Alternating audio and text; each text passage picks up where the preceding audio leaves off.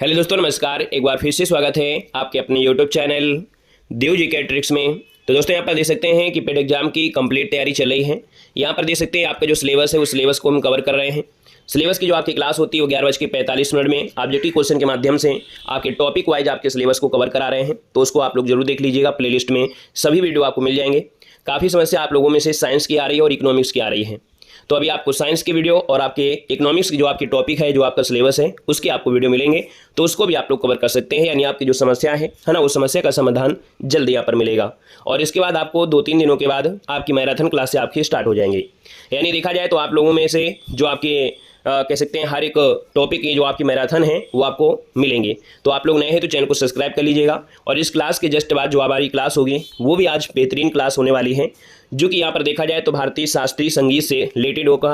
यानी शास्त्रीय नृत्य शैली है ना, आपकी जो महत्वपूर्ण जो महोत्सव होते हैं है ना, जैसे आपका जम्मू कश्मीर के हो गया, लोक नृत्य हो गए, शास्त्रीय नृत्य हो गया, उनसे संबंधित जो आपके वादक आपके हैं उनसे रिलेटेड आपके क्वेश्चन होंगे है ना। लगभग 80 क्वेश्चन हमको कराने वाले हैं। तो इस क्लास के बाद उस क्लास को जरूर देख लीजिएगा, ठीक है ना। गुड मॉर्निंग सभी को, नमस्ते, जय हिंद। तो चलिए फिर स्टार्ट करते हैं। सुपर फास्ट तरीके से हम लोग इस क्लास को यहाँ पर सोल्व करने वाले हैं, ठीक है। चलिए स्टार्ट करते हैं। पहला क्वेश्चन आपसे कह रहा है सिंधु सभ्यता किससे संबंधित है। आपका जवाब हो जाएगा यहाँ पर दोस्तों डी नंबर है। ये जुड़ी है आपके आद्य ऐतिहासिक युग से। मतलब जिसका भी ऑप्शन आया है यहाँ पर डी नंबर है, बिल्कुल राइट आंसर हो जाएगा। याद रखिएगा कि जो सिंधु सभ्यता है वो आद्य ऐतिहासिक से जुड़ी है। याद रखिएगा कि हड़प्पा सभ्यता और सिंधु सभ्यता के जो नाम से आपकी जानी जाती है। यहाँ पर जो आपका आंसर है वो आपका डी नंबर है, राइट हो जाएगा। नेक्स्ट क्वेश्चन को आते हैं। क्वेश्चन आपसे दिया गया है और कह रहा है कि यहाँ पर गोदावरी नदी के तट पर स्थित महाजनपद इनमें से कौन था। यहाँ पर दोस्तों आपका काफी अच्छा क्वेश्चन दिया गया है और आपसे कह रहा है कि गोदावरी नदी के तट पर स्थित जो आपका महाजनपद था इनमें से कौन था। यहाँ पर आंसर आपको बताना है, 2 का ऑप्शन देना है, आपका आंसर क्या हो जाएगा। तो दोस्तों आपको याद होगा कि 16 महाजनपद में से एक ऐसा भी आपका जनपद था जो कि आपका गोदावरी नदी के तट पर आपका स्थित था। यहाँ पर 2 का ऑप्शन क्या बनेगा, यह है दोस्तों आपका अस्मक। क्या हो जाएगा, अस्मक। अस्मक या इसे अस्कक बोल देते हैं, जो कि दक्षिण भारत के नर्मदा नदी में आपका ये स्थित है, अर्थात उसके तट पर है। और दक्षिण भारत में स्थित ये आपका जो 16 महाजनपदों में एकमात्र यही है जो दक्षिण भारत में आपका स्थित है। यहाँ पर आगे बढ़िए। क्वेश्चन आपसे अगला पूछा गया है और आपसे कह रहा है यहाँ पर क्वेश्चन, चलिए क्वेश्चन आपसे दिया गया है, कह रहा है आपसे कि प्रथम ईरानी शासक जिसने भारत के कुछ भाग को अपने अधीन कर लिया, निम्न में से वो आपका कौन था। चलिए बताइएगा ऐसा कौन सा ईरानी शासक था जिसने भारत के कुछ भाग को अपने अधीन भी कर लिया। तो दोस्तों ऑप्शन यहाँ पर बनेगा डी नंबर है। ये था आपका डेरियस प्रथम। कौन था भैया, डेरियस प्रथम। दोस्तों ये 522 से लेकर 486 ईस्वी पूर्व में ये फारसी साम्राज्य का संस्थापक आपका रहा है ना। तो इसका जो ऑप्शन है यहाँ पर आपका डी नंबर है, राइट हो जाएगा। यहाँ पर दोस्तों आगे बढ़ते हैं। क्वेश्चन आपसे अगला पूछा गया है, निम्न को क्रम अनुसार में आपको व्यवस्थित करना है। सबसे पहले कौन से आपका शासन आया, हमने बताया था आपको, एक ट्री बताया था, फूल खिले तो सूंघ लो महक, है ना। क्लियर है ना। तो दोस्तों यहाँ पर देखिए, यहाँ पर देखा जाए तो आपका आंसर सबसे पहले आएगा गुलाम, है ना। गुलाब खिले तो सूंघ लो महक, या गुल खिला तो सैया ला दो। जो भी आपको ट्रिक अच्छी लगे अपना याद कर सकते हैं। गुलाब खिले तो सूंघ लो महक या गुल खिले तो सैया ला दो। तो गुलाब से यहाँ पर हो गया सबसे पहले आपका गुलाम वंश है। और गुलाम वंश को दोस्तों याद रखिए इलवारी तुर्क भी कहते हैं। जो गुलाम वंश के थे अधिकतर सरकार इलवारी तुर्क थे, इसलिए इसे इलवारी तुर्क भी कहा जाता है। इसके बाद दोस्तों आपका खिलजी वंश, क्योंकि खिल गया है फूल तो खिलजी वंश हो गया। फिर इसके बाद तुगलक हो जाएगा, तुगलक जो कि आपका 1 में है। फिर सैयद वंश आपका हो जाएगा। फिर इसके बाद लोधी वंश हो जाएगा। कुल मिला के देखा जाए तो यहाँ पर दोस्तों आपका बनेगा कौन सा, ये वाला ऑप्शन जिसका आ गया डी नंबर है, बिल्कुल सही जवाब यहाँ पर आंसर है, राइट हो जाएगा। और अगला क्वेश्चन बिल्कुल जानदार क्वेश्चन दिया गया है, कह रहा है शेर शाह का मकबरा कहाँ पर स्थित है। बताइएगा कि जो शेर शाह का मकबरा है ये कहां पर स्थित है, आपका आंसर इनमें से क्या होगा। सभी को जवाब देना है। और आज दोस्तों माइनस मार्किंग से चल रहे हैं हम लोग। माइनस मार्किंग को देखते हुए आपको बताना है ना। गलतियां बहुत कम होनी चाहिए, रेयर केस में होना चाहिए, ठीक है ना। जो बिल्कुल आपको नया हो उसी में गलती होना चाहिए, नहीं तो गलती होने के चांस तो होने नहीं चाहिए आज, ठीक है। चलिए वेरी गुड। दोस्तों शेर शाह का जो मकबरा है ये दोस्तों आपके कहां पर है, आपके सासाराम बिहार में है। कहां पर है, सासाराम जो पड़ता है बिहार में पड़ता है। और दोस्तों याद रखिएगा ये मकबरा ये हिंदू और मुस्लिम स्थापत्य शैली का ये मिश्रण वाला ये सुंदर मकबरा है। दोस्तों याद रखिएगा मकबरा के भीतरी भाग को हिंदू वास्तुकला के अनुसार सुसज्जित किया गया है और जो बाहरी आपका आवरण है वो इस्लामी कला में किया गया है ना। तो दोस्तों यहां पर आंसर आपका सी हो जाएगा। और दोस्तों शेर शाह की मृत्यु कब हुई थी, क्या बता सकते हैं कि जो शेरशाह की मृत्यु हुई थी वो कब हुई थी? तो भैया याद रखिएगा कलिंजर में, जो आपका कलिंजर का किला है वहां पर दोस्तों क्या हुआ था कि युद्ध के दौरान दोस्तों तोप का गोला है ना वापस टकरा कर लग गया था, वहां पर मृत्यु हो गई थी और ऑप्शन आपका सी हो गया। शेरशाह का वास्तविक नाम था फरीद खान हो। ठीक है, आगे बढ़िए, क्वेश्चन दिया गया है आपसे, कह रहा है कि इनाम कमीशन की स्थापना किस वर्ष की गई थी? आपका जवाब क्या हो जाएगा कि इनाम कमीशन की स्थापना जो की गई वो आपकी कब की गई थी? यहां पर जो आपका आंसर है 6 नंबर में, वो ऑप्शन राइट क्या हो जाएगा? तो भैया आपका जवाब बनेगा ए नंबर है, ये 1852 में। कब की गई थी? 1852 में की गई थी। और ये इनाम कमीशन था क्या? 52 के समय कौन था? पहले सबसे पहली बात, 52 के समय डलहौजी थे, लाल डलहौजी थे। और इस इनाम कमीशन का उद्देश्य था कि भूमि कर रहित जागीरों का पता करके उनसे छीन लिया जाए, है ना, भूमि कर जो रहित जागीर हैं उनका पता किया जाए, उनसे ये छीन लिया जाए। तो ऑप्शन आपका ये हो जाएगा। आगे बढ़िए, क्वेश्चन आपसे दिया गया है कि पूना में होम रूल लीग की स्थापना किसने की थी? बताइएगा क्वेश्चन नंबर 7 में कि पूना में होम रूल लीग की स्थापना जो किया वो किसने किया था? क्वेश्चन नंबर राइट क्या हो जाएगा? 7 की अगर बात कर लेते तो ऑप्शन क्या बन जाएगा? तो भैया ये है आपके तिलक। कौन है? तिलक, जिसका ऑप्शन आया बिल्कुल राइट हो जाएगा। 28 अप्रैल, याद रखिएगा 28 अप्रैल और 1616 को, ठीक है 1916 को, 28 अप्रैल 1916 को दोस्तों होम रूल लीग की स्थापना तिलक ने किया था। वहीं पर दोस्तों देखा जाए तो एनी बेसेंट ने भी 1916 में किया था, लेकिन एनी बेसेंट ने किया था सितंबर में। कब किया था? तो आपके सितंबर या दिसंबर, सितंबर में किया था। ठीक है, सितंबर में किया था। तो दोनों डेट आपको याद रखना है कि 1916 में इन्होंने भी किया था और इन्होंने भी किया था। बस अंतर यही है कि 28 अगस्त को तिलक ने किया था और आपके सितंबर में जो किया था वह एनी बेसेंट ने किया था दोस्तों, मद्रास में किया था। ठीक है ना, याद रहेगा। आगे बढ़िए, क्वेश्चन दिया गया है, कह रहा है भारतीय राष्ट्रीय कांग्रेस के किस अधिवेशन की अध्यक्षता गांधी जी ने की थी? क्वेश्चन नंबर 8 की अगर बात कर लेते हैं तो दोस्तों ऑप्शन क्या हो जाएगा? तो गांधी जी आपके राष्ट्रीय कांग्रेस में अध्यक्षता किया था मात्र एक अधिवेशन में ही, अर्थात ये जो आपका है बेलगांव अधिवेशन जो कि कर्नाटक में है। और ये कब किया था? तो ये भी डेट याद रखिएगा 1924, क्योंकि ये सभी डेट आपकी पूछी गई है दोस्तों, याद रखिएगा। केवल एक बार इन्होंने 1924 में कांग्रेस के बेलगांव अधिवेशन अध्यक्षता किया था। क्लियर हुआ भाई? आगे बढ़िए, क्वेश्चन दिया गया है, कह रहा है आपसे कि सुभाष चंद्र बोस ने किस देश की सहायता से द फ्री इंडिया सेंटर का गठन किया था? चलिए क्वेश्चन नंबर 9 को ऑप्शन लॉक करना है। आपका जो आंसर बनेगा यहां पर राइट क्या हो जाएगा? सुभाष चंद्र बोस ने किस देश की सहायता से द फ्री इंडिया सेंटर का गठन किया? 9 की अगर बात करते हैं तो ऑप्शन क्या हो जाएगा? जापान के या जर्मनी के? तो आप कहेंगे सर जी यहां पर समझ में नहीं आ रहा, क्या लगा दिया जाए, तुक्का मार दें क्या भाई? तुक्का नहीं मारना है, आपको लगाना है यहाँ पर जो आपका आंसर बनेगा, यहाँ पर आपका आंसर क्या बनेगा? सी, ये जर्मनी के सहयोग से। क्या? जर्मनी के सहयोग से आपके 1941, ठीक है, जर्मनी के सहयोग से 1941, है ना, यहाँ पर आंसर बनेगा आपका सी नंबर राइट हो जाएगा दोस्तों। क्लियर है? Very good. आगे बढ़िए, क्वेश्चन दिया गया है, कह रहा है डॉक्टर राजेंद्र प्रसाद को देश रत्न की उपाधि किसने दी थी? ऑप्शन क्या होगा? तो भैया देखिए डॉक्टर राजेंद्र प्रसाद को देश रत्न की उपाधि जो दिया था, यहाँ पर आंसर बनेगा ए नंबर, ये है आपके नंबर महात्मा गांधी। जिसका भी ऑप्शन आया है बिल्कुल राइट हो जाएगा, महात्मा गांधी आपका आंसर है, यहां पर राइट हो जाएगा दोस्तों, याद रखिएगा। इन्हें देश रत्न भी कहा जाता है, इन्हें आजाद शत्रु भी कहा जाता है। ठीक है, डॉक्टर राजेंद्र प्रसाद को देश रत्न भी कहा जाता है और आजाद शत्रु की उपाधि गांधी जी ने ही दिया था दोस्तों, याद रखिएगा। क्लियर है आपका पॉइंट? क्लियर है। चलिए यहां पर अच्छा, अगर इन्होंने इनको दिया है, लेकिन महात्मा गांधी को किन्होंने दिया था? महात्मा गांधी को महात्मा की उपाधि दिया था टैगोर जी ने दिया था। ठीक है, आगे बढ़िए, क्वेश्चन दिया गया है, यहां पर दिया है सूर्य ग्रहण कब होता है? बताइएगा कि सूर्य ग्रहण कब होता है। तो दोस्तों बताना है कि सूर्य ग्रहण कब होता है। 2 पॉइंट आपको याद रखना है कि चंद्र ग्रहण होता है और सूर्य ग्रहण होता है। चंद्र मतलब चंदा, और चंदा अर्थात यहां पर शाम को ही निकलता है। क्यों भैया? सुबह तो निकलता नहीं है। क्यों भाई? ये जो आपका चंद्रमा होता है शाम को निकलता है कि सुबह निकलता है? तो भैया याद आप कहेंगे जो चंद्रमा होता है वो शाम को निकलता है। हमारी इंग्लिश थोड़ी कमजोर है, इसलिए हमने यहाँ पर यस एम लिख दिया है, शाम कर दिया है। इसको थोड़ा सा परिवर्तन कर देते हैं, समा कर देते हैं, समा। ठीक है ना। अब दोस्तों यहाँ पर देखिए, शाम से मतलब ये हो गया कि शाम को चंद्रमा निकलता है, अर्थात ये चंद्र ग्रहण की स्थिति है। यहाँ पर जो आपकी पृथ्वी होती है वो सूर्य और चंद्रमा के बीच आ जाती है, तब ये आपका होता है चंद्र ग्रहण। और जब दोस्तों चंद्रमा आ जाता है सूर्य और पृथ्वी के बीच, तब होता है सूर्य ग्रहण। दोनों पॉइंट याद रखिएगा। अब दोस्तों यहाँ पर दिया है सूर्य ग्रहण कब होता है, तो कब होता है? तो दोस्तों याद रखिएगा अमावस्या को होता है। सिंपल सी बात ऐसे याद रखना है कि आप लोग अमावस नहाने कब जाते हैं? गंगा नहाने जब जाते हैं तो कब जाते हैं? अगर कल आपका अमावस्या थी तो भैया आज से आप निकलेंगे क्या? यहां पर आप कहेंगे सर अगर आज अमावस्या है सुबह तो इसका मतलब आज आपके 4 बजे या 5 बजे या 2 बजे 1 बजे निकल लेंगे। तो इसका मतलब कि आप लोग क्या करते हैं, अमावस्या होती है क्या, ये दिन है समझिएगा, ये दूसरे पैर में होती है, 3, 4, 5 बजे निकलते हैं। तो कुल मिला के याद रखिएगा अमावस्या जो होती है सुबह होती है ना, और जो आपके चंद्रग्रहण होता है वो शाम को होता है। ठीक है, आगे बढ़िए, क्वेश्चन दिया गया है, यहां पर दिया गया है कि 2 ग्रह जिनके उपग्रह नहीं है वो आपके कौन से हैं?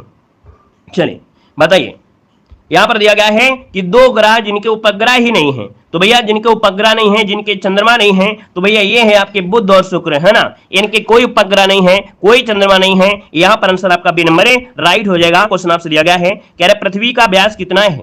चलिए बताइएगा कि जो पृथ्वी का व्यास है ना, वो कितना है। यहां पर बताइएगा पृथ्वी का जो व्यास है ये कितना है। आपका जो आंसर बनेगा इनमें से राइट क्या हो जाएगा, 13 नंबर का ऑप्शन लॉक करना है। तो दोस्तों आपका आंसर हो जाएगा सी नंबर 12,800 किलोमीटर की अगर आप दूरी यहां पर कर लेते हैं, समझो कि आपने पृथ्वी की परिक्रमा कर लिया, यहां पर आंसर क्या हो जाएगा आपका सी नंबर राइट हो जाएगा। चलिए आगे बढ़िए, क्वेश्चन दिया गया है कि पृथ्वी तक पहुंचने के लिए सूर्य से चला प्रकाश कितना समय ले लेता है? अगर सूर्य से, है ना, अगर पृथ्वी तक सूर्य का प्रकाश आता है तो समय कितना लग जाता है? 2 मिनट लग जाता है या 4 मिनट या 8 मिनट या 16 मिनट? तो चलिए आपका जो आंसर बनेगा यहां पर राइट इनमें से क्या हो जाएगा? तो दोस्तों 14 का ऑप्शन बनेगा, यहां पर 14 का ऑप्शन बनेगा सी नंबर 8 मिनट 16 सेकंड जो कि ऑप्शन है आपका सी नंबर राइट हो जाएगा। इसका मतलब यह है कि आप सूर्य का प्रकाश 8 मिनट 16 सेकंड बाद ही देख पाते हैं। कितने बाद ही देख पाते हैं, क्योंकि वहां से आने में समय लग जाता है। तो भैया आप लोग जो सूर्य का प्रकाश देखते हैं वो लेट का ही देखते हैं, प्रारंभ का नहीं देख पाते हैं। यहां पर आगे बढ़िए, क्वेश्चन दिया गया है, कह रहे शनि सूर्य के चारों ओर एक चक्कर लगाने में कितना समय ले लेता है? तो दोस्तों जो शनि है वो सूर्य का एक चक्कर लगाने में समय ले लेता है 29.5 वर्ष। कितना? 29.5 वर्ष का समय ले लेता है दोस्तों, याद रखिएगा। और दोस्तों याद रखिएगा कि शनि का जो घनत्व है इतना कम है कि अगर इसको पानी में भी रख दिया जाए तो ये क्या होगा, तैरने लगेगा। क्या? तैरने लगेगा। हमने एक बात और बताया था कि भैया जो आपका बृहस्पति है, शनि है, अरुण है, वरुण है, ये गैसीय ग्रह है। क्या है? गैसीय ग्रह। और इनको बाह्य ग्रह भी कहा जाता है। क्या बोलते हैं? बाह्य ग्रह भी कहा जाता है। वहीं पर जो आपका मंगल है, यहाँ पर पृथ्वी है, यहाँ पर शुक्र है, बुध है, इनको पार्थिव ग्रह कहते हैं, इन्हें आंतरिक ग्रह कहते हैं। और इनमें जो वही तत्व हैं जैसे आपके पृथ्वी में है, अर्थात ये सॉलिड बॉडी वाले हैं और ये जो आपके गैसीय वाले हैं। ठीक है, आगे बढ़िए, क्वेश्चन दिया गया है, कह रहा है आपसे कि गेट से अभिप्राय क्या है? GATT, इसका अभिप्राय क्या होता है? चलिए तो दोस्तों यहां पर देखिए 16 का ऑप्शन बनेगा बी नंबर, याद रखिएगा जनरल एग्रीमेंट ऑन ट्रैफिक, क्या दिया है, ट्रैफ एंड ट्रेड। यहां पर जो आंसर बनेगा वो आपका बी नंबर इसका राइट हो जाएगा। मतलब ये क्या है कि दोस्तों जब आपका द्वितीय विश्व युद्ध हुआ था उसके बाद अंतरराष्ट्रीय व्यापार के ढांचे में सुधार किया गया, उसको क्रियाशील प्रभावी बनाने के लिए यहां पर गेट की स्थापना की गई थी 1948 में। ठीक है ना। तो दोस्तों यहां पर जो आंसर है वो आपका बी हो जाएगा। और आगे बढ़ते हैं, क्वेश्चन आपसे दिया गया है कि जवाहर रोजगार योजना किस पंचवर्षीय योजना के दौरान शुरू की गई थी?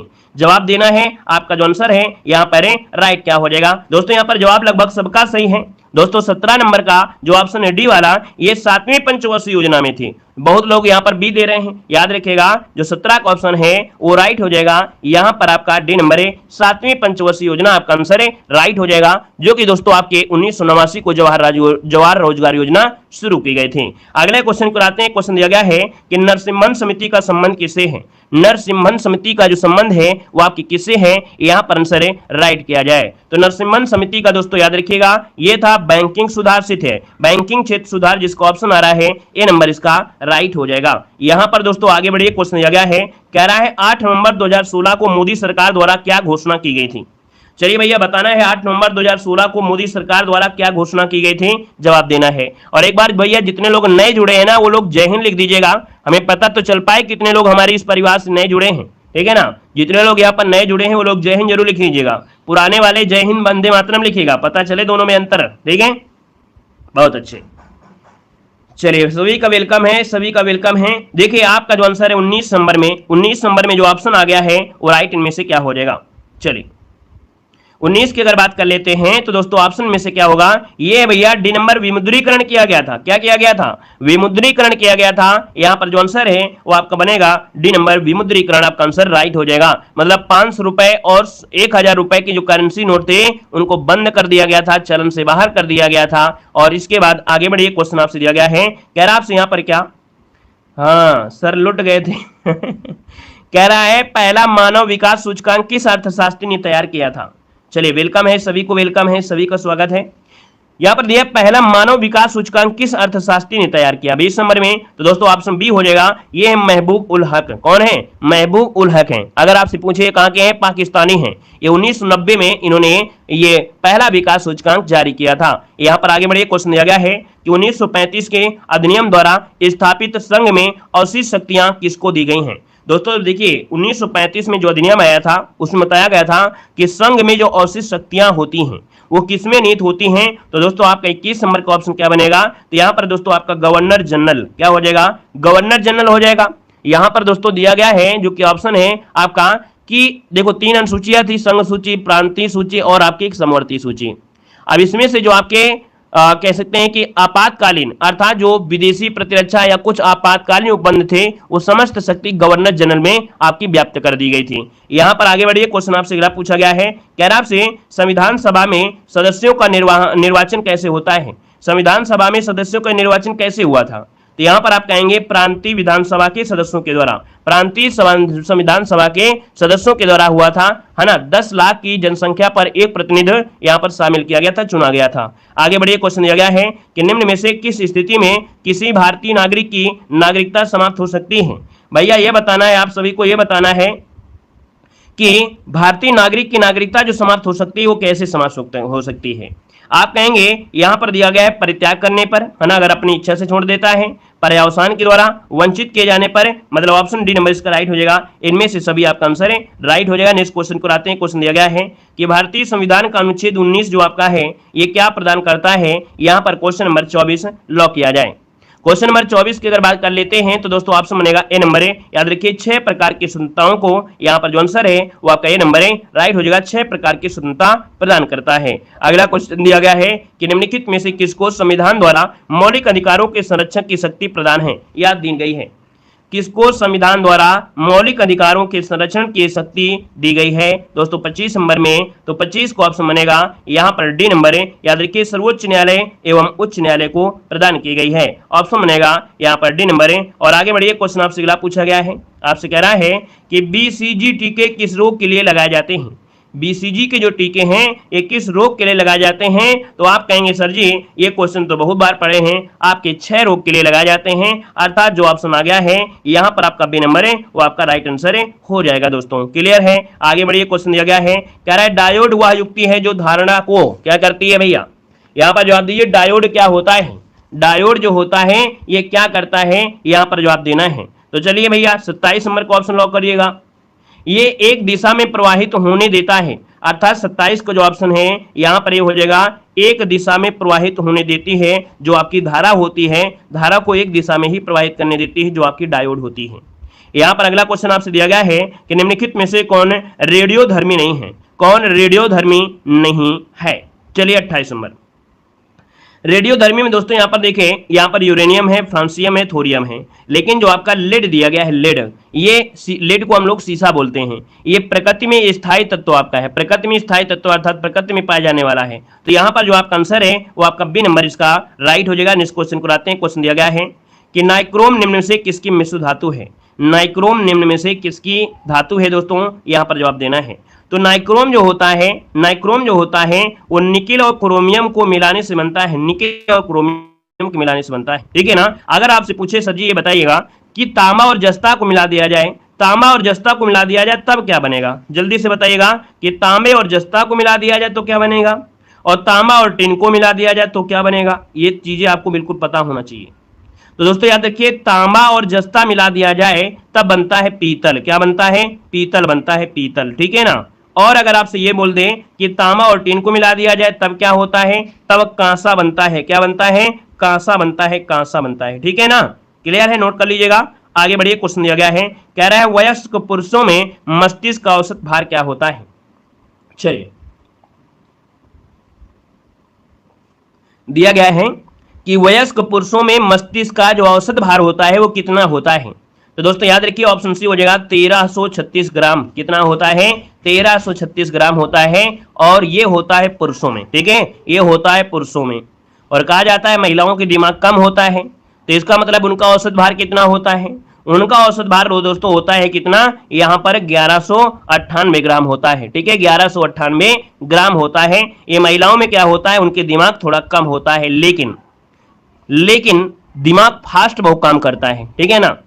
ये जो आपका 1300 ग्राम आपका है, इसको मात दे देता है ना, क्योंकि वो लोग टेक्निकल तरीके से सोचती हैं और यहाँ पर पुरुषों को पीछे कर देते हैं और आगे यहाँ पर आ जाती हैं। इनके दिमाग तो नाम मात्र कम है, लेकिन काम थोड़े बड़े होते हैं। ठीक है ना। चलिए आगे बढ़िए। क्वेश्चन दिया गया है, लड़के बड़े खुश हो गए थे कि सर जी लड़कियों की तो भैया दिमाग कम होता है ना, तो लड़के बड़े खुश हो गए थे। चलिए यहां पर आइएगा, क्वेश्चन दिया गया है 56 नंबर में कि चंद्रोदय का संविच्छेद इनमें से क्या होगा। 56 को ऑप्शन लॉक किया जाए। चंद्रोदय का जो संविच्छेद होगा यहां पर बताइए क्या आंसर हो जाएगा। दोस्तों यहां पर देखिए 56 की अगर बात कर लिया जाए तो यहां पर चंद्रधन उदय क्या बनेगा? चंद्रधन उदय बनेगा, जो कि ऑप्शन बी हो जाएगा। चंद्रधन उदय, जिसका ऑप्शन आ गया है बी नंबर, आपका जवाब राइट हो जाएगा। यहां पर आगे बढ़िए। क्वेश्चन आपसे क्या पूछा गया है, कह रहे अवनि शब्द का विलोम क्या होता है? अवनि शब्द का विलोम क्या होता है? तो अवनि का अर्थ क्या होता है, जल्दी से बताइएगा। अवनि शब्द का विलोम पूछा गया है। अवन मतलब पृथ्वी हो गया, तो आपका जवाब हो जाएगा अंबर, और अंबर जो कि ऑप्शन है आपका ये नंबर राइट हो जाएगा। दोस्तों यहां पर आगे बढ़िए। क्वेश्चन आपसे अगला पूछा गया है, कह रहा आपसे अरण्य का पर्यायवाची शब्द इनमें से कौन सा है? यहां पर बताइए अरण्य का पर्यायवाची क्या होता है। बहुत बार हमने पढ़ाया है कि अरण्य का पर्यायवाची कानन होता है, अर्थात वन होता है, जो कि ऑप्शन बनेगा यहाँ पर ये नंबर राइट हो जाएगा। अगला क्वेश्चन आपका दिया गया है कि वाक्यांश के लिए एक शब्द आपको बताना है, मन को आकर्षण करने वाला। मन को आकर्षण करने वाले को क्या कहते हैं? यहां पर जवाब देना है कि मन को आकर्षण करने वाले को क्या कहा जाता है। दोस्तों 59 का ऑप्शन बी हो जाएगा, हृदय ग्राही कहते हैं। क्या बोलते हैं? हृदय ग्राही कहते हैं जो मन को मन से मतलब जो हृदय से ग्रहण करता है। ठीक है, मन को आकर्षण करता है।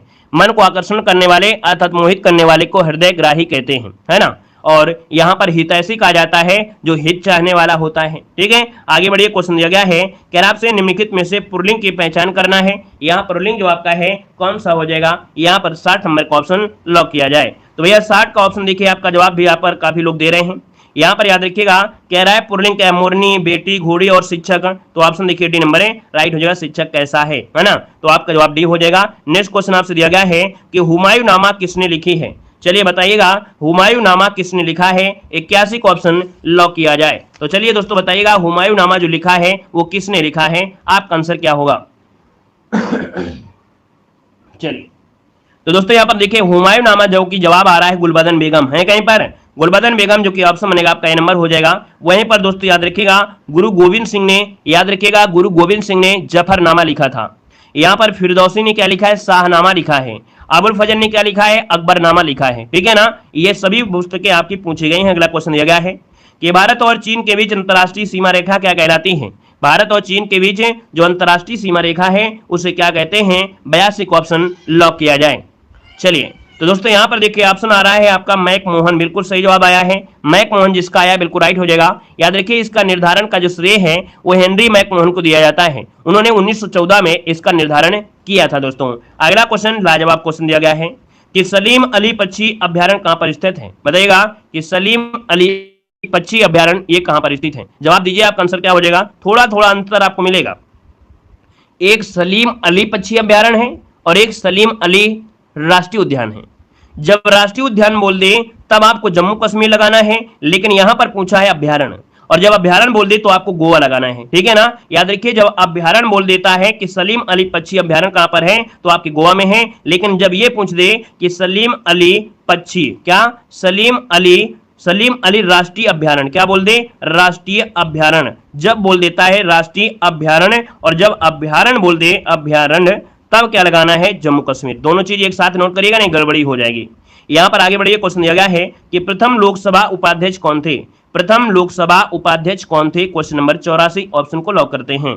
84 की अगर बात कर लेते हैं तो दोस्तों यहां पर दिया है उपाध्यक्ष पूछा गया, अध्यक्ष नहीं पूछा गया, उपाध्यक्ष पूछ लिया है। और जो भैया आपके प्रथम उपाध्यक्ष थे वो आपके थे अनंत शयनम। कौन? यहाँ पर जो आंसर आपका है ए नंबर है वो आपका राइट हो जाएगा। वहीं पर मीरा कुमार जो थी वो कौन थी? प्रथम महिला लोकसभा अध्यक्ष थी मीरा कुमार थी दोस्तों, याद रखिएगा। ये जो जॉर्ज अन्या है ये कौन थी आपकी, तो ये थी आपकी प्रथम महिला आईएएस अधिकारी थी दोस्तों, है ना। प्रतिभा देवी पाटिल को तो जानते ही होंगे कि ये प्रथम महिला राष्ट्रपति थी। यहाँ पर आगे बढ़िए, क्वेश्चन आपसे अगला पूछा गया है, कह रहा है स्वतंत्र भारत के प्रथम वित्त मंत्री कौन थे। स्वतंत्र भारत के प्रथम वित्त मंत्री कौन थे, यहाँ पर आंसर को लॉक किया जाए। तो दोस्तों आपका जवाब हो जाएगा स्वतंत्र भारत के प्रथम वित्त मंत्री आर के षणमुखम चेट्टी, जो कि ऑप्शन है यहाँ पर सी नंबर है इसका राइट हो जाएगा दोस्तों, याद रखिएगा। यहाँ पर दोस्तों ये बताइएगा सुकुमार सेन कौन थे। सुकुमार सेन कौन थे, सुकुमार सेन ये भारत के प्रथम चुनाव आयुक्त थे, ठीक है, भारत के प्रथम चुनाव आयुक्त थे दोस्तों, याद रखिएगा, ठीक है ना। अब एक बच्चा है आपके डॉक्टर नगेंद्र, इनको भी बता दीजिए।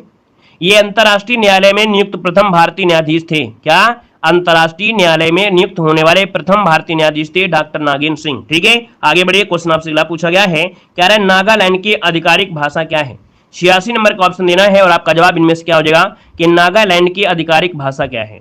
तो दोस्तों यहाँ की आधिकारिक भाषा है क्या, अंग्रेजी है, याद रखिए, ऑप्शन बनेगा ये नंबर है अंग्रेजी है दोस्तों, याद रखिएगा।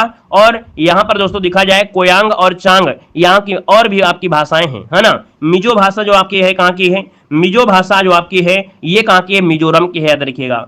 नागालैंड में दोस्तों कुत्तों को भी पकड़ पकड़ के खा डालते हैं, है ना। यहाँ पर आगे बढ़िए, क्वेश्चन दिया गया है, कह रहा है मोतियों का द्वीप किसे कहा जाता है। और ऐसे क्वेश्चन हमने आपको बहुत पढ़ाया है, बताइएगा मोतियों का द्वीप जो कहा जाता है वो किसे कहा जाता है। आपका आंसर क्या हो जाएगा, यहाँ पर जवाब देना है। सेशन को लाइक शेयर करते हुए चलेंगे, जितने लोग यहाँ पर जुड़े हैं, है ना। जिन लोगों ने अभी तक लाइक शेयर नहीं किया है तो सभी लोग भी यहाँ पर दोस्तों लाइक शेयर की संख्या बढ़ाते हुए चलेंगे, ठीक है। और पहली बार जुड़ रहे हैं तो चैनल को भी सब्सक्राइब करते हुए चलेंगे। तो दोस्तों यहाँ पर देखिए मोतियों का द्वीप जो कि बहरीन, जिसका भी ऑप्शन आया है बिल्कुल सही जवाब हो जाएगा, सी नंबर है बहरीन आपका आंसर है, राइट हो जाएगा दोस्तों, याद रखिएगा, ठीक है ना, क्लियर है। चलिए, और यहाँ पर दोस्तों आगे बढ़िए, क्वेश्चन आपसे अगला पूछा गया है कि ज्ञानपीठ पुरस्कार सर्वप्रथम किस हिंदी लेखक को दिया गया था। बताइएगा कि ज्ञानपीठ पुरस्कार सर्वप्रथम जो दिया गया था वो कौन प्रथम हिंदी लेखक, देखो यहाँ पर हिंदी दिया गया है ना, हिंदी दिया और हिंदी दिया है तो आप कहेंगे ये है सुमित्रा नंदन पंत। कौन है, सुमित्रा नंदन पंत, जो कि ऑप्शन बनेगा यहाँ पर सी नंबर है, राइट हो जाएगा दोस्तों। वहीं पर दोस्तों ज्ञानपीठ पुरस्कार पाने वाली प्रथम महिला कौन थी। अगर आपसे पूछ लेता कि ज्ञानपीठ पुरस्कार पाने वाली प्रथम महिला कौन थी तो वो थी आशा पूर्णा देवी। कौन है, आशा पूर्णा देवी थी, याद रखिएगा। हर एक पॉइंट को समझते हुए चलिएगा, जितने भी एग्जाम में पूछा गया है वो हर चीज को हम यहाँ पर बताते हुए चल रहे हैं। यही चीजें आपको नोट करना होता है, यही चीजें आपको नोट करना होता है दोस्तों, याद रखिएगा। यहाँ पर आगे बढ़िए, क्वेश्चन दिया गया है कि भारत निर्वाचन आयोग की स्थापना कब हुई थी। चलिए, क्वेश्चन तो आपके ऐसे 45-55 होते हैं, लेकिन अगर जो हम आपको बता देते हैं एक्स्ट्रा पॉइंट, वही एक्स्ट्रा पॉइंट जो कि एग्जाम में रिपीट होते रहते हैं ना, तो उनको आपको पढ़ना जरूरी है। देखो दिया है भारत निर्वाचन आयोग की स्थापना कब हुई थी। 89 का ऑप्शन क्या बनेगा, आप कहेंगे सर 89 का जो ऑप्शन आ रहा है यहाँ पर आंसर क्या बनेगा। चलिए 89 का ऑप्शन ये हो जाएगा, ये 25 जनवरी 1950, क्या 25 जनवरी 1950 को हुई थी दोस्तों, याद रखिएगा, ठीक है। यहाँ पर दोस्तों आगे बढ़िए, क्वेश्चन आपसे दिया गया है कि भारत के किस राज्य में महिला मुख्यमंत्री कभी भी नहीं बनी है। तो दोस्तों अभी तक देखा जाए तो भारत में अभी तक महिला मुख्यमंत्री नहीं बनी है। यहाँ पर जवाब दीजिए, तमिलनाडु, राजस्थान, उत्तर प्रदेश या महाराष्ट्र। तो दोस्तों यहाँ पर देखिए ऑप्शन में से क्या हो जाएगा, महाराष्ट्र में दोस्तों, याद रखिएगा, महाराष्ट्र में अभी तक कोई महिला मुख्यमंत्री नहीं बनी है दोस्तों, याद रखिएगा। क्वेश्चन नंबर आपके 11 की ओर आते हैं। 11 नंबर आपसे कह रहा है कि डीआरडीओ ने बहुत कम दूरी वाली जो वायु रक्षा प्रणाली है, इसका नाम है यहाँ पर वसवोराट्स का जो सफल परीक्षण किया है ये कहाँ पर किया है। यानी ये जो आपकी वायु रक्षा प्रणाली है बहुत कम दूरी की आपकी है और डीआरडीओ ने, है ना, ये परीक्षण किया है। यहाँ पर देखा जाए तो इसका नाम भी रखा गया है VSORADS। ये देखा जाए तो उड़ीसा का जो चांदीपुर है, उड़ीसा का चांदीपुर है, यहाँ से सफल परीक्षण किया है। ऑप्शन नंबर आपका फर्स्ट राइट हो जाएगा। क्वेश्चन नंबर आपका 12 दिया गया है और आपसे कह रहा है केंद्रीय बजट 2025-26 में राजकोषीय घाटा सकल घरेलू उत्पाद के कितने प्रतिशत रहने का अनुमान लगाया गया है। यहाँ पर 12 नंबर है और 12 की बात करते हैं तो ऑप्शन सी हो जाएगा, ये 4.4% का, है ना, जो कि यहाँ पर घाटा रहने का अनुमान है। राजकोषीय घाटा सकल घरेलू उत्पाद का कितने, तो 4.4%, ऑप्शन सी बनेगा। आते हैं क्वेश्चन नंबर आपके 13 की ओर। 13 नंबर आपसे कह रहा है कि भारतीय महिला लगातार दूसरी बार अंडर 90 महिला क्रिकेट विश्व कप का खिताब अपने नाम किया है। चलिए यहाँ पर जवाब देना है कि सर भारतीय महिला क्रिकेट टीम ने किसे हराकर लगातार दूसरी बार अंडर 90 महिला क्रिकेट विश्व कप अपने नाम किया है, यानी खिताब अपने नाम किया है। 13 की बात करते हैं तो दोस्तों याद रखिएगा, है ना, ये ऑप्शन आपका फर्स्ट हो जाएगा, दक्षिण अफ्रीका को हराया है। आपका फर्स्ट जिसका आ गया है बिल्कुल सही जवाब हो जाएगा। क्वेश्चन नंबर आपकी 14 की ओर आते हैं। 14 नंबर आपसे कह रहा है कि भारत अमेरिकी गायिका चंद्रिका टंडन के किस एल्बम को चैट एल्बम श्रेणी में ग्रैमी पुरस्कार मिला है। ये प्रेमी पुरस्कार है कि ग्रैमी पुरस्कार है भाई? ग्रैमी पुरस्कार आपका होना चाहिए था, है ना। यहाँ पर अगर हम बात कर लेते हैं तो आप कहेंगे सर ये जो आपका आंसर है 14 नंबर में, वो ऑप्शन आपका फर्स्ट हो जाएगा, ये आपका है त्रिवेणी, है ना। कौन से एल्बम का नाम है? त्रिवेणी। ऑप्शन नंबर आपका फर्स्ट राइट हो जाएगा। क्वेश्चन नंबर आपका 15 है और आपसे कह रहा है टाटा स्टील मास्टर्स 2025 का खिताब किसने जीता है? चलिए, टाटा स्टील मास्टर्स 2025 का खिताब किसने जीता है? यहाँ पर 15 नंबर है और 15 की बात करते हैं तो दोस्तों यहाँ पर आपका जो आंसर है वो हो जाएगा आर प्रज्ञानंद था। क्या है? आर प्रज्ञानंद हो जाएगा, आर प्रज्ञानंद हो जाएगा। और इन्होंने देखा जाए डी गुकेश को, है ना, ट्राइब एक मुकाबले में हराया है और अपने नाम एक किताब किया है, तो ऑप्शन सी इसका राइट हो जाएगा। क्वेश्चन नंबर आपसे अगला पूछा गया है 16 नंबर, आपसे कह रहा है कि बनारस हिंदू विश्वविद्यालय के शोधकर्ताओं द्वारा खोजी गई एपिकोकम इंडिकम का जो संबंध है वो आपकी किससे है? बनारस हिंदू विश्वविद्यालय के शोधकर्ताओं द्वारा खोजी गई एपिकोकम इंडिकम का जो संबंध है वो आपकी किससे है? यहाँ पर 16 नंबर है, 16 का ऑप्शन जो बनेगा वो आपका बी हो जाएगा, इसका संबंध आपके फंगी से है, यानी ऑप्शन आपका बी राइट हो जाएगा, फंगी बनेगा। क्वेश्चन नंबर आपका 17 है और आपसे कह रहा है कि सुप्रीम कोर्ट के निर्देशानुसार सम्मानपूर्वक मरने के अधिकार के लिए कानूनी ढांचा बनाने वाला पहला राज्य में से कौन सा है? 17 नंबर की बात करते हैं तो दोस्तों याद रखिएगा यहाँ पर आंसर आपका सी हो जाएगा। ये आपका कर्नाटक ऐसा पहला राज्य है जिसने सुप्रीम कोर्ट के आदेश के अनुसार सम्मानजनक मृत्यु के अधिकार के लिए कानूनी ढांचा बनाया है। ऑप्शन आपका सी बनेगा। क्वेश्चन नंबर आपका दिया 18 और आपसे कह रहा है कि केंद्रीय बजट 2025 और 26 में सूक्ष्म उद्यम के लिए निवेश की कितनी सीमा निर्धारित की है? 18 नंबर की बात करते हैं तो ऑप्शन आपका बी हो जाएगा, 2.5 करोड़, है ना। ये आपके देखा जाए तो इतना निर्धारित किया है जो कि आपकी निवेश की सीमा है। ये जो ऑप्शन है आपका बी राइट हो जाएगा। क्वेश्चन नंबर आपका 19 दिया गया है और आपसे कह रहा है कि पुरुष हॉकी इंडिया लीग 2024-25 का खिताब किसने जीता है?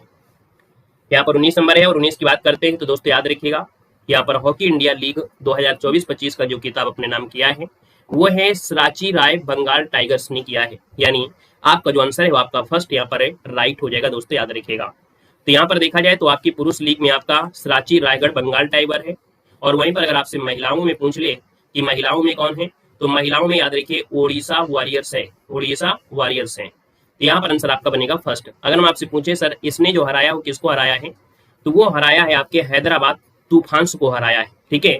वहीं पर जो आपका महिला आपका है जो कि आपके महिलाओं में देखा जाए तो जीते हैं वो आपके ओडिशा जीते हैं। कौन है? तो आपके ओडिशा लीग ने जीता है, यानी ओडिशा वॉरियर्स ने जीता है और आपके सूरमा हॉकी क्लब को हराया है। क्वेश्चन आपसे अगला पूछा गया है 20 नंबर और आपसे कह रहा है कि भारतीय सेना ने किस देश के साथ संयुक्त सैन्य अभ्यास एकूवेरियन प्रारंभ किया है? तो यहाँ पर देख सकते हैं एकूवेरियन जो आपका है ये युद्ध अभ्यास है। 20 नंबर की बात कर लेते हैं तो ऑप्शन आपका जो बनेगा वो आपका डी हो जाएगा, ये मालदीव के साथ हुआ है, यानी भारतीय सेना ने मालदीव के साथ संयुक्त सैन्य अभ्यास एकूवेरियन शुरू किया है ना। तो इसका जो आंसर है वो आपका डी राइट हो जाएगा। आगे से पूछेगा कि प्रथम महिला राष्ट्रपति कौन थी, तो दोस्तों याद रखिएगा कि भारत की प्रथम महिला राष्ट्रपति प्रतिभा देवी सिंह पाटिल थी। एक क्वेश्चन से यहां से और ऐड कर लीजिएगा कि पहली जनजाति आपकी राष्ट्रपति, है ना। याद रखिए जनजातियों में आपकी द्रौपदी मुर्मू जो आपकी हैं ये क्या है? जनजाति है, याद रखिएगा, ये भी क्वेश्चन नोट कर लीजिएगा। अगला दिया गया है कि प्रथम महिला प्रधानमंत्री, बताइएगा भारत की प्रथम महिला प्रधानमंत्री कौन है, तो आपका जवाब हो जाएगा इंदिरा गांधी हो जाएगा। प्रथम महिला लोकसभा अध्यक्ष, जो कि हर एक बार एग्जाम में क्वेश्चन पूछा जाता है, याद रखिए प्रथम महिला लोकसभा अध्यक्ष कौन है, तो यहाँ पर आपका मीरा कुमारी इसका आंसर है, राइट हो जाएगा। प्रथम महिला राज्यसभा उपसभापति, है ना, प्रथम महिला राज्यसभा उपसभापति ये कौन है, तो वायलेट हरि अलवा हो जाएगा। अगला आपसे दिया गया है प्रथम महिला राज्यपाल, तो दोस्तों याद रखिए प्रथम महिला राज्यपाल कौन है, तो सरोजिनी नायडू हैं और ये उत्तर प्रदेश की क्या रही हैं, आपकी राज्यपाल रही हैं। अगला है यूपीएससी की प्रथम महिला अध्यक्ष में से पूछा गया है, तो दोस्तों यूपीपीएससी की प्रथम महिला अध्यक्ष आपके रोजो विलियम बैथ्यू शॉर्टकट में याद रख लीजिएगा। अगला आपसे दिया गया है कि प्रथम महिला शासिका कौन थी, तो दोस्तों याद रखिएगा प्रथम महिला शासिका कौन है, तो ये आपकी रजिया सुल्तान थी, रजिया सुल्तान जो कि दिल्ली के समय दिल्ली सल्तनत में आपको मिलेंगी। प्रथम महिला मुख्यमंत्री कौन है, तो प्रथम महिला मुख्यमंत्री आपकी सुचेता कृपलानी है जो कि आपकी उत्तर प्रदेश से रही हैं। और अगला आपसे दिया गया है कि प्रथम महिला केंद्रीय मंत्री, दोस्तों प्रथम महिला केंद्रीय मंत्री कौन है, ये राजकुमारी अमृता कौन है, कौन है, राजकुमारी अमृता कौर। ध्यान से देखते जाइएगा। यहां पर देखिए अगला क्वेश्चन दिया गया है कि प्रथम महिला कांग्रेस अध्यक्ष, प्रथम महिला कांग्रेस अध्यक्ष कौन है, तो आपकी कौन है, एनी बेसेंट, क्या हो जाएगा, एनी बेसेंट हो जाएगा। अगला क्वेश्चन दिया गया है कि संयुक्त राष्ट्र संघ में, क्या दिया है, बहुत अच्छा क्वेश्चन है, कि संयुक्त राष्ट्र संघ में प्रथम महिला भारतीय राजदूत ये कौन थी? तो भैया ये है आपकी विजय लक्ष्मी पंडित, विजय लक्ष्मी पंडित हो जाएगा। अगला दिया है कि सुप्रीम कोर्ट की प्रथम महिला न्यायाधीश कौन है? तो सुप्रीम कोर्ट की प्रथम महिला न्यायाधीश कौन है? तो आपकी याद रखिए फातिमा बीबी हो जाएंगी। वहीं पर देखा हाई कोर्ट या उच्च न्यायालय की प्रथम महिला मुख्य न्यायाधीश कौन है? तो आपकी लीला सेठ है, जो कि आपको मॉडल पेपर में भी क्वेश्चन है आपको मिलते रहते हैं। अगला क्वेश्चन दिया गया है कि प्रथम महिला आईएएस, ये प्रथम महिला आईएएस कौन थी? आपकी अन्ना जॉर्ज। कमेंट करते रहिए, आपका दिमाग यहीं बने रहेगा क्लास में। देखो प्रथम महिला आईएएस कौन है? आपके अन्ना जॉर्ज हो जाएंगे। वहीं पर प्रथम महिला आईपीएस कौन है? तो प्रथम महिला आईपीएस है आपकी किरण बेदी। कौन है? किरण बेदी हो जाएगा। अगला देखो आपका दिया गया है, कह रहा आपसे कि नोबेल पुरस्कार पाने वाली प्रथम महिला आपकी इनमें से कौन है? बताएगा। नोबेल पुरस्कार पाने वाली प्रथम भारतीय महिला कौन है आपकी? दोस्तों ये मदर टेरेसा है, मदर टेरेसा। मिस वर्ल्ड बनने वाली प्रथम भारतीय महिला कौन है? तो दोस्तों मिस वर्ल्ड बनने वाली प्रथम महिला आपकी कौन है? ये दोस्तों आपकी रीता फारिया है, दोस्तों रीता फारिया हो जाएगा। अगला आपसे यहाँ पर दिया गया है कि माउंट एवरेस्ट पर पहुंचने वाली प्रथम महिला कौन सी है? तो दोस्तों बताना है माउंट एवरेस्ट पर पहुंचने वाली प्रथम भारतीय महिला ये बछेंद्री पाल है। कौन है? बछेंद्री पाल हो जाएगा। 2 बार माउंट एवरेस्ट पर शिखर पर पहुंचने वाली प्रथम महिला आपकी कौन है? भारतीय। ये देखो भारतीय है, तो आपका हो जाएगा संतोष यादव, ये आपका हो जाएगा संतोष यादव। अगला देखो दिया गया है कि रिजर्व बैंक की प्रथम डिप्टी गवर्नर, रिजर्व बैंक की प्रथम डिप्टी गवर्नर ये है आपके के जे उद्देशी। क्या? के जे उद्देशी उसका हो जाएगा। और अगला है इंग्लिश चैनल पार करने वाली प्रथम भारतीय महिला कौन सी है? तो दोस्तों ये आरती साहा है, ये आरती साहा इंग्लिश चैनल को पार करने वाली प्रथम भारतीय महिला है। और अगला पॉइंट आपसे दिया गया है कि मिस यूनिवर्स बनने वाली प्रथम भारतीय महिला इनमें से कौन है? तो दोस्तों याद रखिएगा ये आपकी सुष्मिता सेन हो जाएगा। ठीक है, देखो 1-2 बार पढ़ना पड़ेगा, 1-2 बार पढ़ लोगे तो ये तैयार हो जाएगा। अगला है कि ज्ञानपीठ पुरस्कार प्राप्त करने वाली प्रथम भारतीय महिला कौन है? तो दोस्तों याद रखिएगा ज्ञानपीठ पुरस्कार प्राप्त करने वाली प्रथम भारतीय महिला है आशा पूर्णा देवी, आशा पूर्णा देवी हो जाएगा। और अगला दिया गया है ओलंपिक में पदक प्राप्त करने वाली प्रथम भारतीय महिला। दोस्तों ये वेरी वेरी एमपी क्वेश्चन है, हर एक बार पूछा जाता है। दोस्तों याद रखिएगा ओलंपिक में पदक प्राप्त करने वाली प्रथम भारतीय महिला कौन है? तो ये है आपकी कर्णम मल्लेश्वरी, जो कि आपके भारोत्तोलन से हैं और ये कांस्य पदक इन्होंने जीता था। अगला क्वेश्चन आपसे दिया गया है कि अर्जुन पुरस्कार प्राप्त करने वाली प्रथम भारतीय महिला इनमें से कौन है?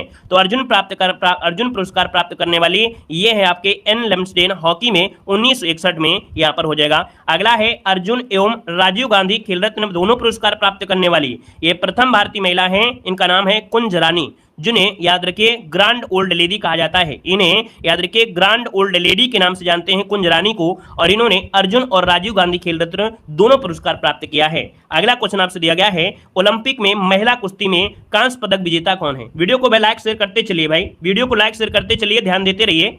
ओलंपिक में महिला कुश्ती में कांस्य पदक जीतने वाली प्रथम महिला आपकी कौन है? भारतीय साक्षी मलिक है, 2016 में रियो ओलंपिक में इन्होंने जीता था। अगला दिया गया है कि ओलंपिक में मुक्केबाजी में कांस्य पदक जीतने वाली प्रथम भारतीय महिला है मैरी कॉम, ये 2012 में लंदन ओलंपिक में जीती थी। अगला है ओलंपिक की जिम्नास्टिक प्रतिस्पर्धा के लिए क्वालिफाई करने वाली प्रथम महिला कौन है? तो दोस्तों याद रखिएगा दीपा कर्माकर, दीपा कर्माकर दोस्तों याद रखिएगा कि जिम्नास्टिक में क्वालिफाई करने वाली पहली भारतीय महिला हैं। दोस्तों याद रखिएगा ये डोप के मामले में इस समय क्या हो गई हैं? इस समय दोस्तों इनको डोप के मामले में, मतलब डोपिंग होता है ना, नशेबाजी करते हैं, इसलिए 4 साल के लिए प्रतिबंध कर दिया गया है, इनको प्रतिबंधित किया गया है। अगला है अंतर्राष्ट्रीय, क्या दिया गया है? अंतर्राष्ट्रीय ओलंपिक समिति की सदस्य बनने वाली प्रथम भारतीय महिला। देखिए कितना अच्छा क्वेश्चन है, कह रहा है अंतर्राष्ट्रीय ओलंपिक समिति की सदस्य बनने वाली प्रथम भारतीय महिला ये है आपकी नीता अंबानी। कौन है? नीता अंबानी, जिनको क्रिकेट से बहुत प्रेम है, इनको क्रिकेट से भैया बहुत प्रेम है, बहुत ज्यादा। अगला है अंतरिक्ष में जाने वाली प्रथम भारतीय महिला कौन है? तो अंतरिक्ष में जाने वाली प्रथम भारतीय महिला आपकी कल्पना चावला हो जाएगा, कल्पना चावला हो जाएगा। अगला दिया गया है कि अंटार्कटिका में पहुंचने वाली प्रथम भारतीय महिला कौन है? तो अंटार्कटिका में पहुंचने वाली प्रथम भारतीय महिला है मेहर मूसा, क्या? मेहर मूसा हो जाएगा।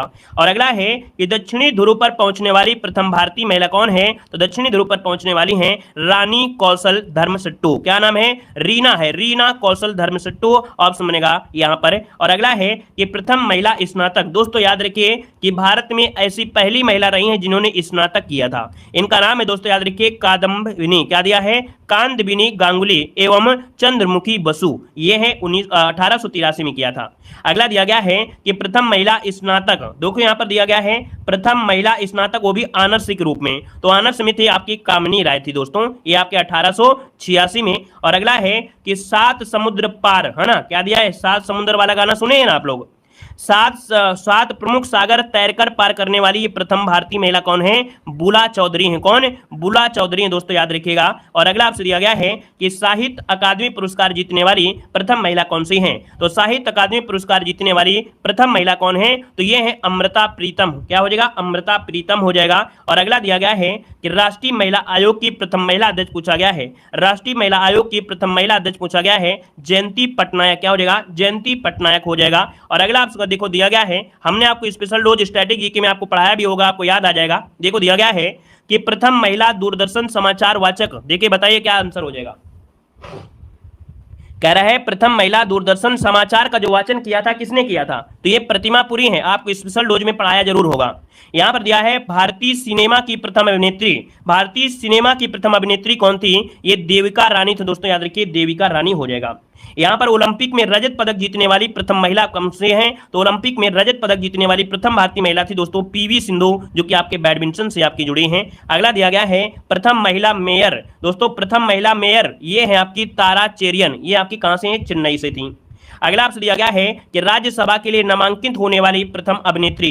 राज्यसभा के लिए नामांकित होने वाली प्रथम अभिनेत्री हैं नरगिस दत्त। कौन? नरगिस दत्त हो जाएगा। और अगला दिया गया है कि प्रथम महिला मुख्य निर्वाचन आयुक्त। प्रथम महिला मुख्य निर्वाचन आयुक्त कौन है? तो आपका वी.एस. रामा देवी। और अगला है ऑस्कर पुरस्कार जीतने वाली प्रथम भारतीय महिला कौन है? भानु अथैया। बहुत बार क्वेश्चन पूछा गया है भानु अथैया से। अगला पॉइंट आपसे कह रहा है कि वायुसेना में क्या दिया है? वायुसेना में प्रथम महिला पायलट। वायुसेना में प्रथम महिला पायलट है आपके हरिता कौर देओल। कौन है? हरिता कौर देओल अब जोड़ेगा। और अगला है प्रथम महिला विदेश मंत्री। प्रथम महिला विदेश मंत्री सुषमा स्वराज। ठीक है, सुषमा स्वराज हो जाएगा।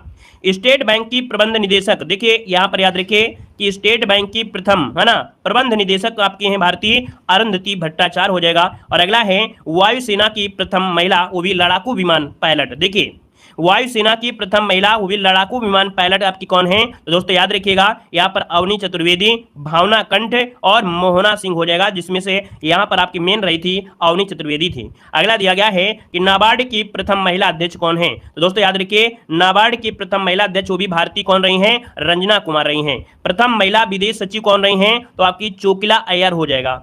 प्रथम महिला लेफ्टिनेंट जनरल आपकी कौन है? पुनीता अरोड़ा। पुनीता अरोड़ा हो जाएगा। और प्रथम महिला एयर वाइस मार्शल कौन है? तो पद्मावती बंदोपाध्याय। और दोस्तों प्रथम महिला chairperson of the Indian airline की कौन है? तो आपकी सुषमा चावला हो जाएगा, सुषमा चावला। इस प्रकार से यहाँ पर देख सकते हैं कि एक क्लास आपकी कंप्लीट होती है, जिसमें आपने काफी बेहतरीन क्वेश्चन आपने पढ़ा। यहाँ पर देखा जाए तो आपके स्टैटिक जीके जो हमारे हर मॉडल पेपर के लास्ट में आपको कुछ ना कुछ पॉइंट आपको देते हैं। लगभग 5-6 मिनट में हम आपको बहुत कुछ रिवीजन भी करा देते हैं, है ना। इसलिए वीडियो को पूरा आप लोग देखा करें। अगली क्लास आपकी इंतजार कर रही है, और अगली क्लास जो आपकी है वो आपकी किसके है? तो आपके महत्वपूर्ण 80 प्रश्न आपको कराएंगे, जिसमें से महत्वपूर्ण जो शास्त्रीय नृत्य हैं, लोक नृत्य आपके हैं, वादक आपके हैं, है ना। जैसे आपके बिस्मिल्लाह खां का संबंध किससे है ना, अल्लाह खां का संबंध किससे है, ये सब चीज़ें आपके होंगे। और साथ में यहाँ पर जो शास्त्रीय नृत्य से रिलेटेड जो आपकी महिलाएं होती हैं या आपके नृत्यांगना हैं, वो सब आपके लगभग देखा जाए तो एक ही वीडियो में आपको कवर कर देंगे, और आपके सिलेबस में है, और हर शिफ्ट में 1-2 क्वेश्चन आपसे बनते हैं, है ना। तो आप लोग अगली क्लास में आ जाइए, सुपर फास्ट तरीके से उस क्लास को भी हम लोग कंप्लीट करते हैं। चलिए मिलते हैं एक नए सेशन में। धन्यवाद सभी को, जय हिंद, वंदे मातरम।